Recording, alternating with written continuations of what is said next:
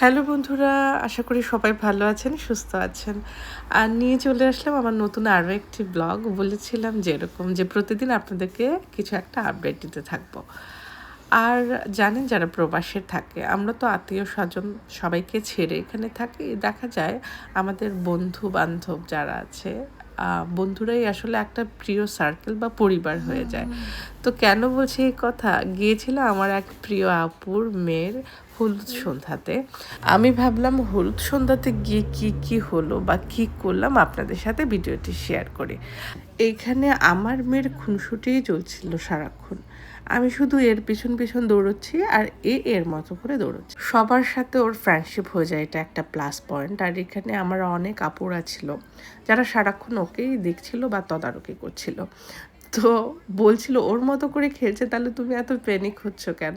আসলে সবাই জানে মারা কেন প্যানিক হয়, তাও জিজ্ঞেস করছে কেন প্যানিক হচ্ছে।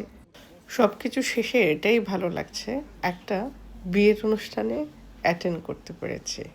এত ব্যস্ততার মধ্যে একটু সময় বের করে সবার সাথে দেখা করলাম, এটাই আনন্দ। এত সুন্দর আয়োজন ছিল, আমরা সবাই কিন্তু একই রকমের শাড়ি পরেছিলাম। এই লন্ডনে সবাই চায় সামারে বিয়ের অনুষ্ঠানগুলো করতে, কারণ সামারে বিয়ের অনুষ্ঠানগুলো করলে ওয়েদার ভালো থাকে, কমফোর্টেবলি পোশাক আশাক পরা যায়। কারণ ঠান্ডা দিনে গাদাগুচ্ছ ভারী ভারী কাপড় চোপড় পরে তো আর বিয়ের অনুষ্ঠানে যাওয়া যায় না, না। সো সবাই চায় সামারে অনুষ্ঠানগুলো করতে। অনুষ্ঠানের আয়োজনটা খুব ভালো ছিল। বর ছিল স্প্যানিশ এবং মেয়ে ছিল বাঙালি। এই যে দেখেন আমার মেয়ে এই স্প্যানিশ বাচ্চাদের সাথে খেলছে, মানে ওর ফ্রেন্ড সার্কেল হয়ে গেছে, ও ফ্রেন্ডদের পেয়ে গেছে। আমি কিছুটা নিশ্চিন্ত হয়ে গেছি ওদের সাথে খেলবে। আর ওরা আসলে খুবই ভালো ছিল। একবারের জন্য মনে হয়নি কিন্তু বরপক্ষ স্প্যানিশ, কারণ এদের পোশাকে এত বেশি বাঙালিয়ানা ছিল ওদের কালচারে। ওরাও কিন্তু আমাদের মতো শাড়ি পরেছে, পাঞ্জাবি পরেছে, তারপরে হচ্ছে লেহেঙ্গা পরেছে। আর চেহারাগুলো কিন্তু এশিয়ান ইন্ডিয়ানদের মতো। খুব ভালো লেগেছে।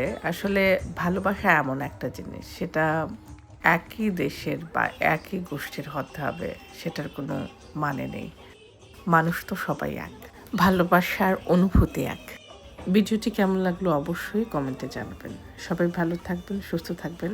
আর হলুদ সন্ধ্যার বাকি ভিডিওগুলো আপডেট দিয়ে দেবো আমার পেজে। আজ এ পর্যন্তই।